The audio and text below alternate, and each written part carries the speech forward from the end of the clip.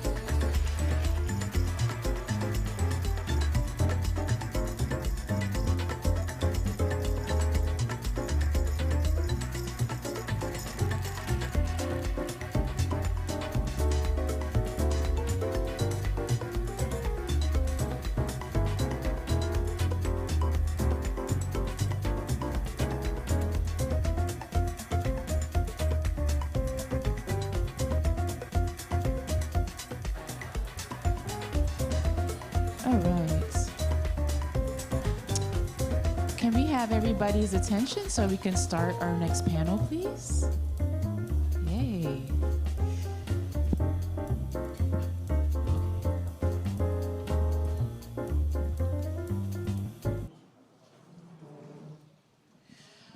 All right.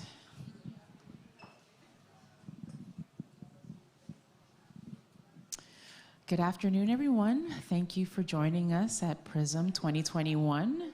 Again, this is our 9th edition of hosting our fair, and this will be our final panel for the afternoon and the final panel for Prizm 2021. So we're ending with a wonderful panel. Today's panel will be led by Folashade Olagunduru of Lightwork. Folashade Olagunduru is a Brooklyn-born writer and multidisciplinary artist. Her work explores social issues of identity, race, and youth culture as it pertains to art, fashion, and media.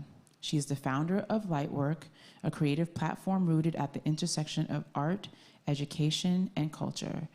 She'll lead us in a conversation with Helena Metaferia, Musa Anwari, and Mashonda Taifrier. And Mashonda will be joining us in just a few moments.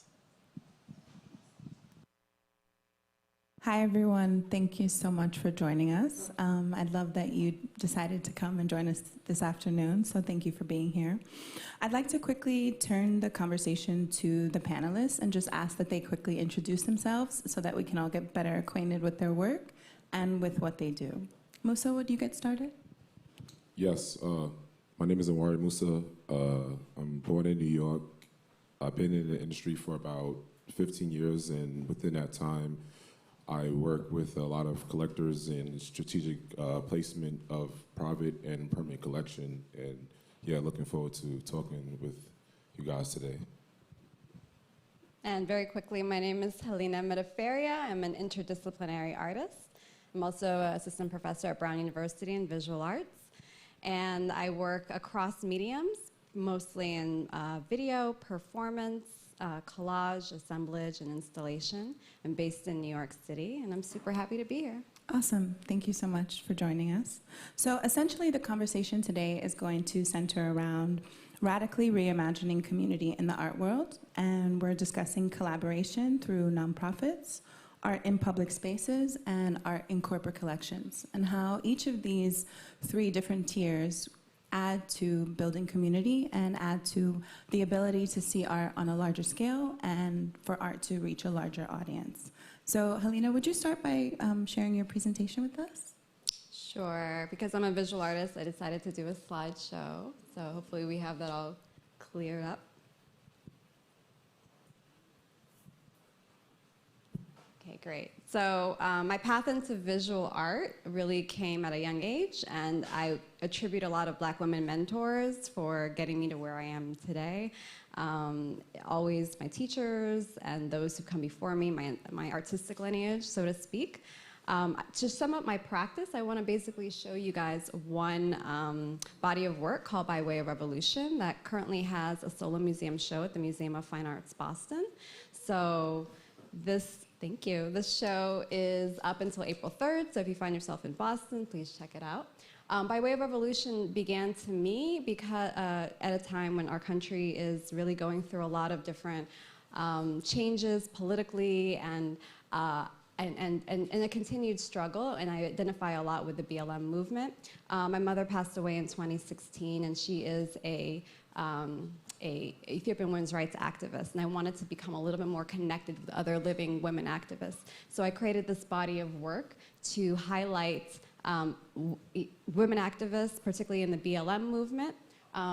In the show, we have collages that have archives of Boston activism history.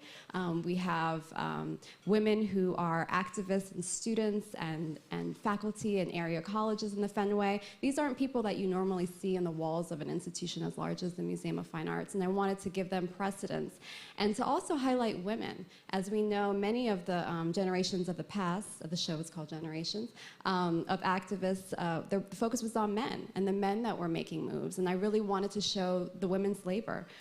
Huey P. Newton talked about 60% of the Black Panther Party were women, and yet we see a lot of documentation of men. So a lot of this body of work is highlighting, next slide, highlighting the images of women who were at the forefront doing the emotional labor, the very important labor. So the collages are about life size, 8 foot by 4 foot. And so within an institutional space, institutions are also nonprofits, right? They are for the public. They're supposed to serve the public. And if they don't serve the entire public and the people in the community, then who are they really serving?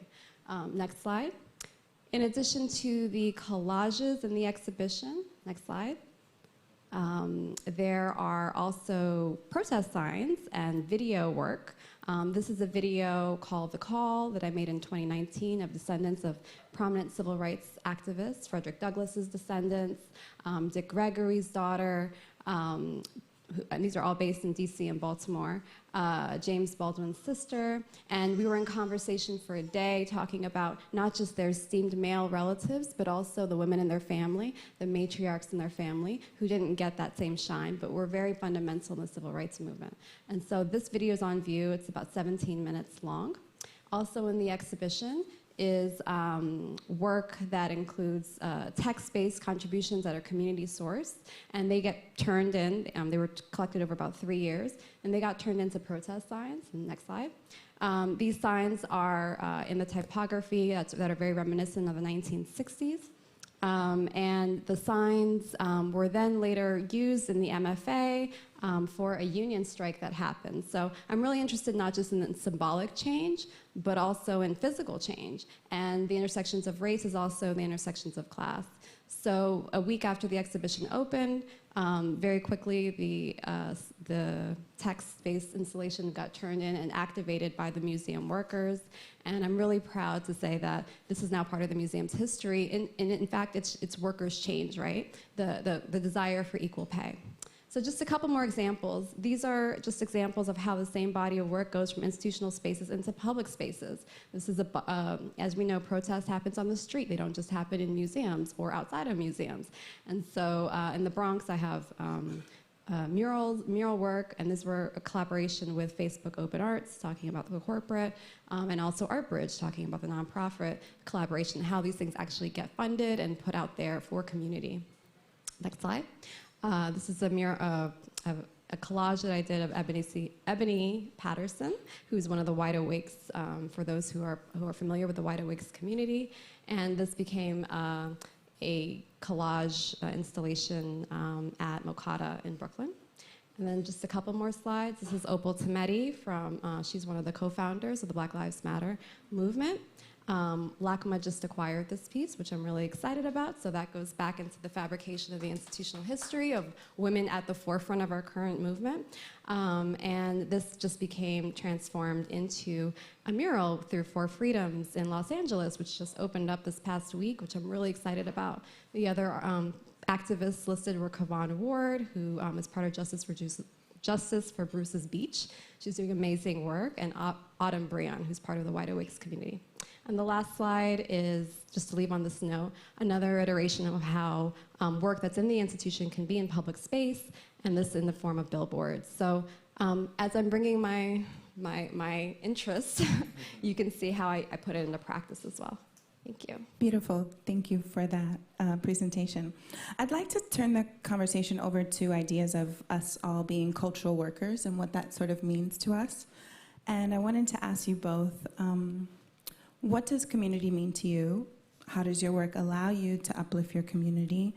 And what impact do you think public art has on large-scale community building? Yeah, I think kind of me as an advisor for about 7 years, I think my initial mission going into it was community-driven in a lot of ways. I think what we do day to day in this space in general is kind of like a family affair, right? When we're in conversation of placing works in museums, those conversations happen weeks, months, sometimes years ahead of time. A lot of artists make work for museums. Somebody like Deborah Roberts, who had an amazing show in Texas, was in conversation to make that work 2-3 years ago. So it's really community driven. So when I started Artmatic in 2014, it was at a time where I felt like in the art space, it wasn't much representative of me. And as I was doing it, I was also thinking about the artists too, right? Because the clients, my clients is the collectors. But even though the clients is my collectors, I also represent, or I also have a due diligence to the artists that I place in their collection and what that looked like. And also, while I'm doing that, how can both those conversations of the artists and the collectors be in conversation with museums?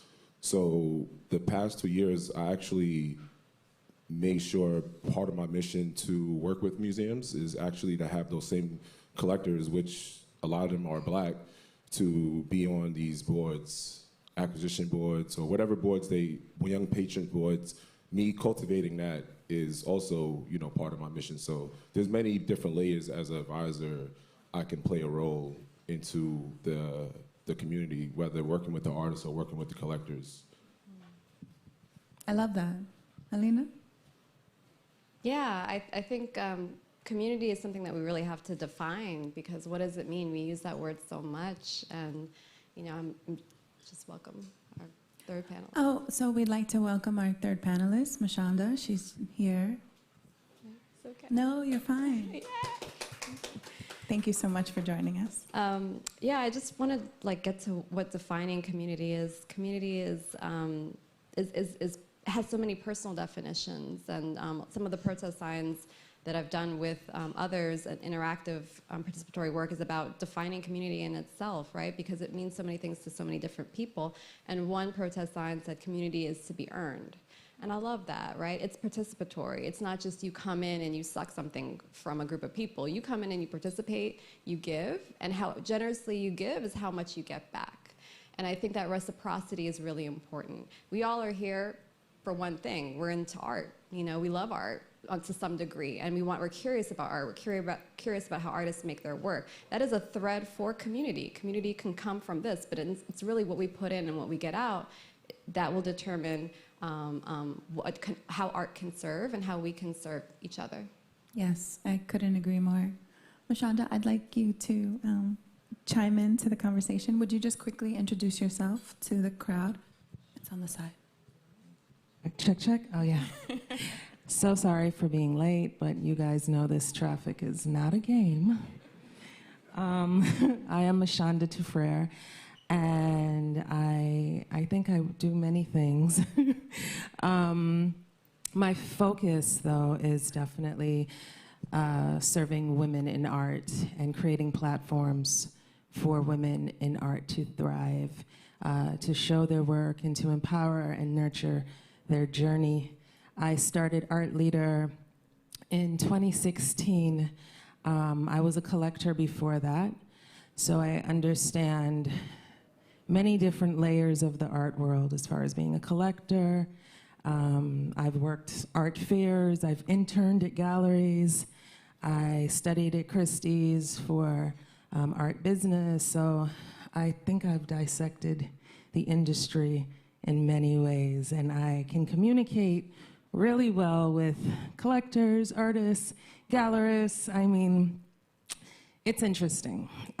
So the topic being community, for me, it's always been passion and purpose and service. With the company Art Leader, you know, there's no real money involved until a work is sold. So I'd say 80% of that effort is community, and it is service. And for me, that's extremely important. Growing up in Harlem, where we pretty much had to fight for like art classes and programs and ways to enrich children through art. And I think I've always been an artist by way of music or writing my entire life, so I always looked for that. So it's always been important for me to provide that to the youth and the public. Beautiful. I wanted to ask the question that I just asked the panelists. What does community mean to you? How does your work allow you to uplift your community?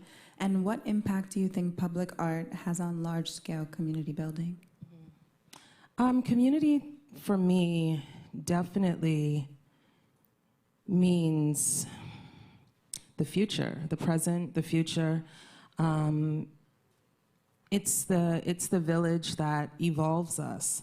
Without community, I mean, I'm definitely a hermit most of the time, but I love my community. I love knowing that I can call you and ask you what's going on, or you know, and have that network of that foundation of, you know, family, friends, colleagues, whatever it is. So community is extremely important. I think even at an early age, we're unconsciously taught to embrace community. They put us into school, and we have no choice. So it's definitely a part of who we are as humans. But in the art world, once again, building community by way of panels, discussions, exhibitions, you know, events, super important, because we can try to do this thing by ourselves, but it's so much more powerful when we have community.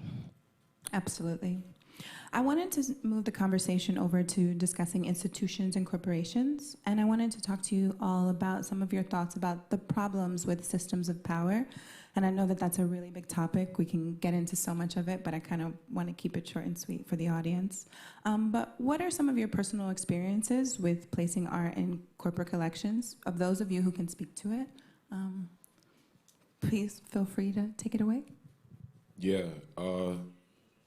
Yeah, my initial interaction working with museums where I didn't have access at all to place works in the beginning. They looked at me like, "You want to place what?" No. You got to work for a gallery, or you can't work for yourself to put a piece in a museum. And that actually made me go harder to do it.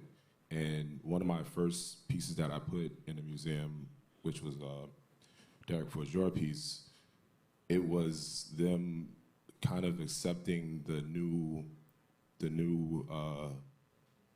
world that's coming. New world is coming is that it's about having access to minorities in all, not just access because you are a family of the gallery or a family of the museum. It's the same person that wants to be in conversation with the artist from when they looked on Instagram to, hey, I want that on my wall. Hey, I also want to put that in a museum, because I know that in time, generations is going to see that, right? Not just us for this particular time. So that was definitely part of me understanding how to cultivate those relationships, and also to cultivate the relationships with artists. A lot of artists don't have that access to talk with museums, right? And how do that look? How does that form, right? Because forming that relationship, they can have a solo show in a museum. And I think when artists work with people like Mashonda, who has, you know, their own gallery and started from the bottom, it's a continuation of community, right? They are the artists that's, right, building up their power, and they might go into a blue chip gallery, but they don't just go straight to a blue chip gallery. They go to a gallery that's in their local community, you know? So I think when it comes to working with museums, they have to go to the direct source, not go to win this in the blue chip level, right? Be in conversation super early. I think that's super important. One of the things that you said got me thinking about a conversation that you and I have had about Basquiat, just as an example, right? And speaking about the fact that the majority of his works, like so many other artists of color in particular, are in private collections, right? And so it could be years, or it could almost be never, that you see these works if they're not donated or not given for a show. And I think it's so important that, you know, art is democratic, that everyone in the world has access to it, that everyone can see it. Even, you don't necessarily have to own it, but the fact that you can even just see it is so powerful. So, yeah, I just wanted to ask your thoughts about that. And what do you? I want to chime in on that because I went to the main fair yesterday at Basel, and it's $65 to get in. And I was like, this is awful. Like, this is not for everybody, you know, and it shouldn't be that way. And I think that, I mean, I understand that they have to make money, but there should be a way, at least a day or a few hours out the day, where it's free for everyone, because it is art and it's supposed to be seen and appreciated. There was a part of your question that I wanted to answer, but I forgot what part it was. We'll come back. Okay. To you. Okay. What are some of your personal experiences working within the nonprofit sector? Helena? I'll talk a little bit. I'll jump back to corporate collection, because I do have work that's in the Deutsche Bank, and you know, I also have work that's in private homes or in museums. And I think for me, it was really important to be able to make work as an artist, as a creative, that had multiple audiences. I'm also, you know, a professor, so I just didn't want to make art for the scholarly crowd, right? And I didn't want to make art that was only going to see in these white cubes. You know, I wanted to have things that also could be accessible in public spaces. The problem is that all of these art spaces can be problematic. There is no pure space. There's no neutral space to make art. And so as an artist, I've had to come with the contradictions that come with having the stories about Black women, the stories, my personal histories, or histories of the women that trust me with their stories and their image and their body, in places where there is some conflict, right? And so in terms of the problems of working with nonprofits or corporations or all of this, I mean, there is no, you want to find multiple people to care about, in my case, Black women's stories as much as I do, right? Like that's what I'm advocating for. And so to be able to make work that can translate into multiple audiences is essentially my goal. But I did not answer your last question, but that was to kind of pick up from the artist's perspective what it means to be exhibiting in a corporate collection. Let me get back to that one. What have some of your personal experiences been working within the nonprofit sector? Nonprofits do, I mean, museums are nonprofits, so they do allow for spaces where you can have discourse, which is kind of nice. So the pressure isn't about sales, it's about either affecting change and offering service to community, or making people, there's an educational component to it. There's opportunities to show things like video or performance or like non-saleable work, and I love that. And a lot of my practice is very interdisciplinary. Even my collages are very social practice-based. So I think nonprofits have a very important role. Yeah, and they continue to hold up and uplift communities. Yeah. For sure. I wanted to speak, did you remember that last thing? It's okay. I wanted to speak now a little bit about looking ahead and just thoughts about the future. What are some of your thoughts about the future of Black art and where we are right now and potentially where we're going? Well, I think that we're not going anywhere besides forward and steady, and we're here, finally, after centuries, feels like, and we have a voice and we're being appreciated. I don't want people to feel like it's some trendy moment in time. It is what it is, and I mean, my goal is to show as many Black artists as I possibly can. You and I were talking last night with Richard about, how you guys were here at Basel in 2016, 2015, how different it was. Talk about that. Talk about what's changed. I mean, even when I started showing artists in 2016, it was really hard to find Black women artists. And I feel like the few that I was in contact with, they were afraid to show because they weren't really sure if it was okay to just have their work out there without being like represented, or I just feel like the language was missing, and everyone was on pins and needles. Whereas now we're so celebrated, and we're doing it. It's like we got the work, we're working, and here it is. Instagram is flooded with images. It's just a good time. I really quickly want to shout out Prizm. Shout out Prizm. Ew. Mikhail, with the only Black operated and owned art fair.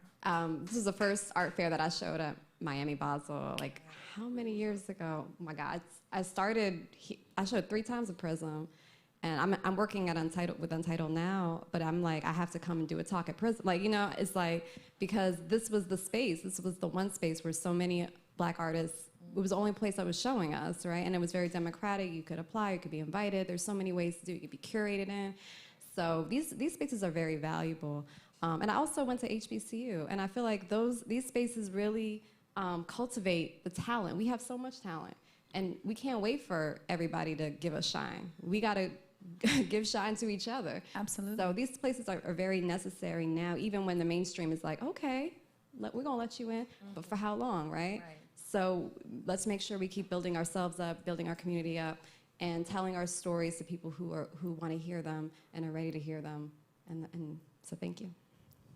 Thank you, Mikhail. Musa, what are your thoughts about where we are in the art world right now? I mean, it's a lot of places we at, right? So I think, one, you spoke about nonprofits, and one of the first nonprofits I worked with recently was actually a nonprofit in Memphis, the Tone Foundation, and that kind of made me realize the mission when I work with nonprofits, that I wanted to be where it's a direct impact into the community, that is not going anywhere else. And I think, if I think about the future, if I can leave with anything in the world, I just want to make sure that like every kid or any person could go in the museum for free. I think that's super important. I think that will start the conversation of access. When you think about going to Basel with $65, I mean, we react for $20 going to movie theaters, right? So $65 is like, oh no, I can spend that on something else.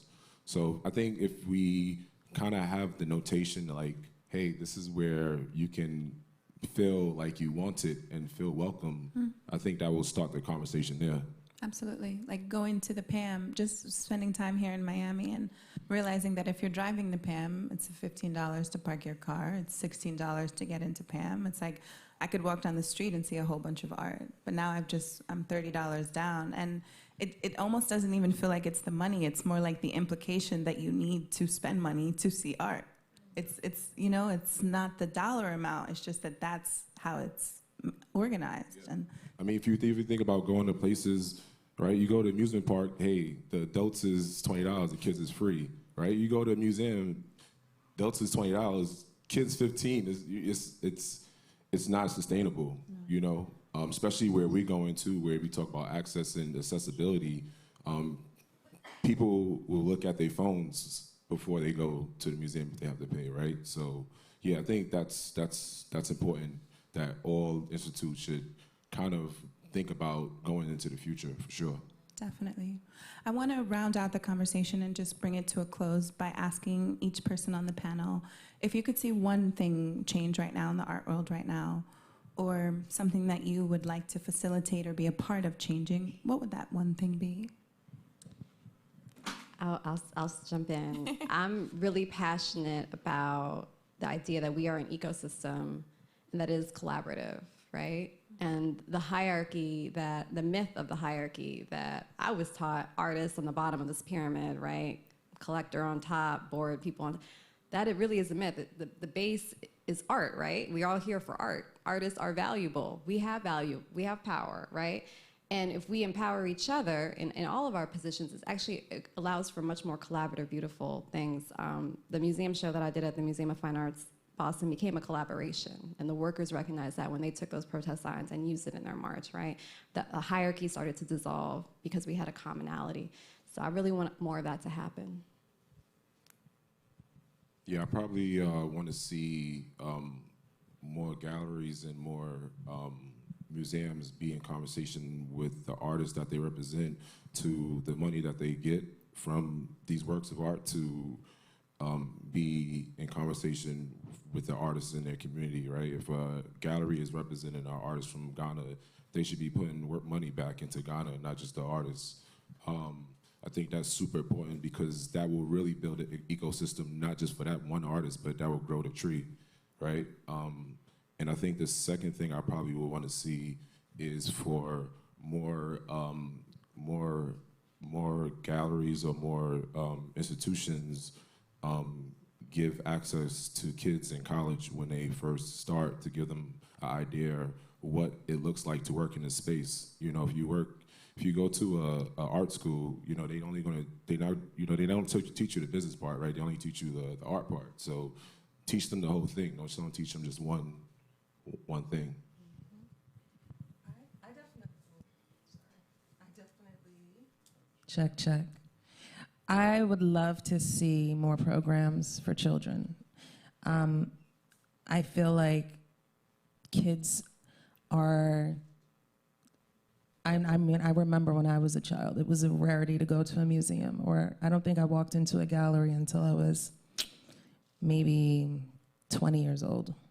So I would love for there to be more opportunities for children to have more programming, educational, components. And definitely I want artists to start realizing that they are the prize. They don't need to be under the rules and regulations of a gallery. They should be getting more money than the gallery is getting. It shouldn't be a 50-50. I don't believe in that. No. Galleries need artists. Exactly. Artists don't need galleries, and I really would love to see that dynamic shift.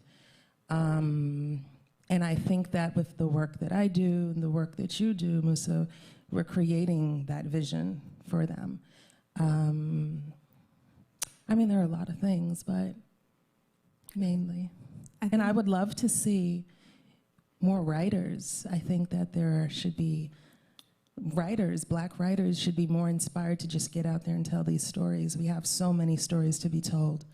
So definitely more documents, more documentations. I couldn't agree more. I think your point, Mashonda, really hits home for me, because I remember growing up in New York City and going to public schools my whole life, and at a point at which art programs were cut from my school, no more music, no more art, and a huge shift happened, right? There was this whole part of my day where I could be creative at school, and that was all gone, from one year to the next. But then also to hear you speak about not having gone to a museum very early on in life, and then being in New York, had a very different experience. Went to museums all the time when I was young, was always around art, and didn't even really because I didn't understand race or class or poverty or any of those things, I didn't know what kind of space I was stepping into. I was just innocent, naive eyes, not really having any other knowledge of how the system that you're living in implicates and impacts so many other parts of your life. Those points of connection weren't clear. I also want to finish by just talking about what Mashonda just said about documentation and archiving, and really the power that we have to narrate our own stories, and how important that is, as not only as people of color, but just as people, right? Not having someone else tell your story, but that you are the one who is telling it. So I think that that's such an important point. And I want to thank you all for joining us today. Thank you. Thank you. Thank you so much, Mikhail, for this. And yeah. And had any questions? I mean, you all made some really wonderful points. So I wanted to give folks in the audience or even on Zoom the opportunity to ask our panelists any questions that they might have. Any takers? No? Yeah, Okay. please. Yeah. Thank you so much. This was incredibly inspiring. I think the best talk I've seen at Basel this year. That's really nice. I'm an artist and just really incredibly inspired. I guess I have a million questions. So I think the last one you asked was very important and central to the way that we can evolve or continue to evolve. And we're here in Miami, which is predominantly Latinx community, but really suffering from this problem of threshold fear, all these things you're talking about, but particularly this question of being able to embrace the critique of the casta system, of race, class, all of these issues. So I'm just wondering if maybe coming off of the question you had just asked, if there are some ways that you could recommend to folks, anyone on the panel, that they can support artists or galleries or collections that may not have a lot of resources financially, but perhaps there are ways that folks who might have some other skill sets could kind of begin to volunteer and advocate, or what are things that people can do who might not have a lot of financial resources to participate and support? I'm going to take that up. Participation comes in many forms. Coming to see art, appreciating art, telling others about art.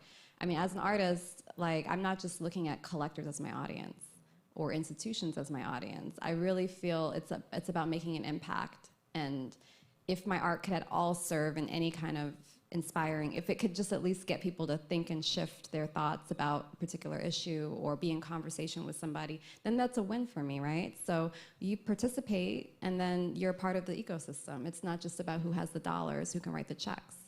And that's really important, and everybody, I think the youth especially, can enter that way.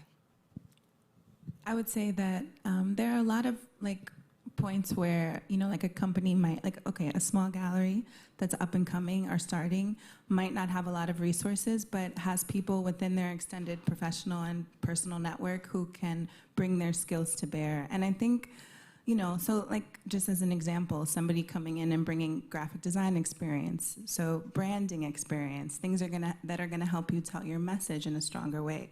A lot of people have incredible ideas, but they don't necessarily understand how to get that from an idea into something tangible. And so I think it's important to look into your own back door, so to speak, or look into your own personal network and be comfortable letting someone who's better at something that you're not good at take that over. And that's okay. That is leadership, right? It's this is not something that I excel at. But I wanna be in a position to excel. So I'm gonna let somebody else who's better at that do this. I think that, relinquishing the need to control so that you can benefit from that, right? I agree with that so much. Yeah.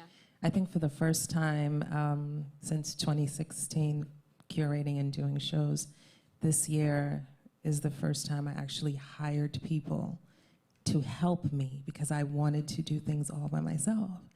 And I was exhausted, and I couldn't create the way I wanted to because it was just a workload. So I, for the first time, brought people in that I trust and that are excellent at what they do, and I don't think I'm ever turning back.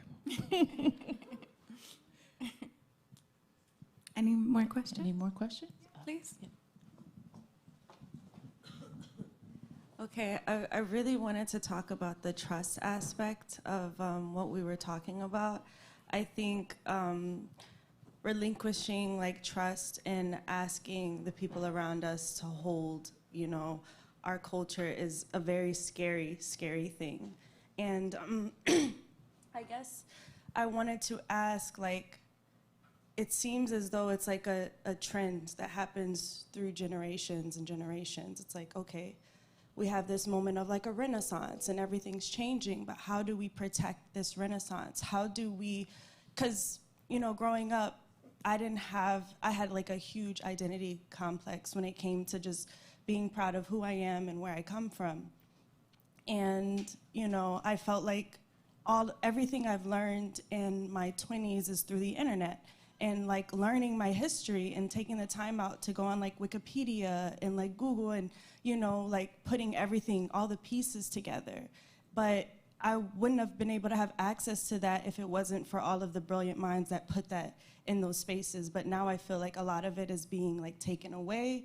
It's being monetized. Like the culture of the internet is changing completely. And I feel like it's a moment where control is coming back and they're taking away our history again. Like that's something that I see in the long term. So it's just like, how do we truly protect that, and how do we gatekeep, you know, our culture and make sure that it is reaching the children of the next generation and they're able to flourish with like that knowledge. So I guess my question is like, how can we like really keep it going, you know, because this is a beautiful moment in time that we're having, and I feel like it really needs to be protected. I'll just straight away say that I think the first thing that comes to mind for me is ownership. And I think that, you know, I have conversations with friends and colleagues, people on the panel that I'm really close to, and we talk often about the idea of, you know, like keeping a historical record, archiving our own work. You know, as you were talking, I was thinking about the fact that people of the African diaspora have been showcasing their culture and creating and living and breathing their culture since, you know, the beginning of time, so to speak. But that the powers that be have, like I was just thinking about, you know, Egyptian art, right? And like noses being cut off. It's a very small example, but what it represents is something much larger, that you can still document your history and you can still create a record of what you've done, but it might be taken away, or it might be shunned upon by another group that is oppressing you, that's potentially more powerful than you are. So I think my first thought is like, we have to be thinking about Black ownership, and we have to be thinking about keeping a record of everything that we've done and not letting someone else have control over our own culture. And you see a lot of poachers right now. There are a lot of people poaching the culture and making mad bread. And I'm like, nah, no, no, no. That's my thought. Definitely going back to the documenting. You know, I have an artist now that she's presenting her first solo show in January, and we're working with a gallery, a white gallery, and he didn't offer to create catalog for her. He didn't offer to document the exhibition. So I said, well, we're not gonna sit around and wait. Like, we are going to get the money, get the coins together. We're gonna hire a photographer. We're gonna hire a writer to write an essay. We're gonna create a catalog for ourselves. We're gonna do it on our own because it's your story. You have to take control of your story.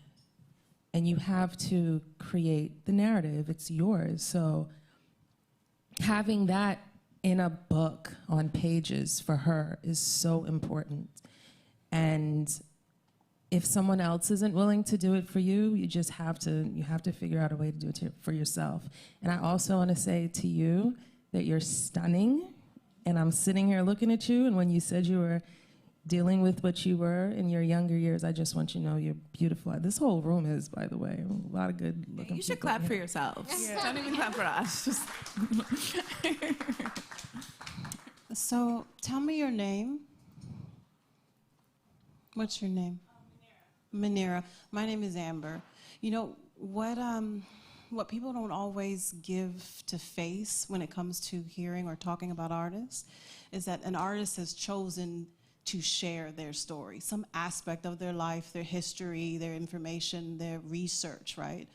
But it's not just art. It just happens to be like a visual artist. That's their medium, right? So for whatever reason, you have other people in other industries that have also decided to create, right? And they choose other mediums, whether it's computers, whether it's technology, whether it's dancing. It's all about cultivating what has influenced you, what exposure throughout your life has said, oh, this is what makes me tingle, you know, and I want to share this, I want to talk about this. So I'm not trying to put pressure on you if you don't want to accept that pressure, right? But your story is beautiful, right? And that in itself, and the fact that you're young and that you have that particular, what's called like a social construct, meaning the details that made you who you are right now, you should take up that story. You should herald how important it is for young people, especially just coming out, and we're not even out of it. We are still in a global pandemic, right? How important is your story? How many other people of your age and beyond can identify with what you just described in what? That was just a couple of seconds, right? But I'm so sure that I'm not the only one that was moved by it. And it is a generational thing. And even more important that somebody your age that is actually living, breathing, and experiencing that right now, to have that conversation and open it up to others.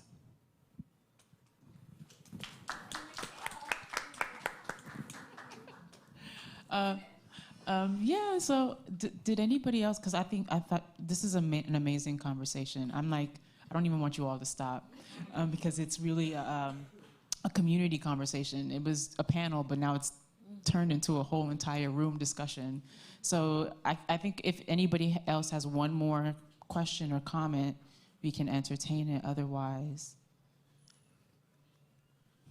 no? Okay. So with that, I just want to, I want to thank each one of you for spending your Saturday. I know this is Miami Art Week, and you all sacrificed a little of your time. I don't want to say sacrifice. Happily gave offered and gifted your time to us today to share with this wonderful room of people, and hopefully thousands or however many other who are joining us via Zoom. I'm thankful for each and every one of you. I'm thankful for each and every one of you who are here today.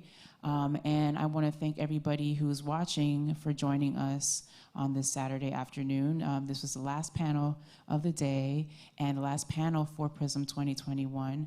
I want to encourage you all to visit our website, prizm.art. It is a repository of the best African diaspora contemporary art in the world.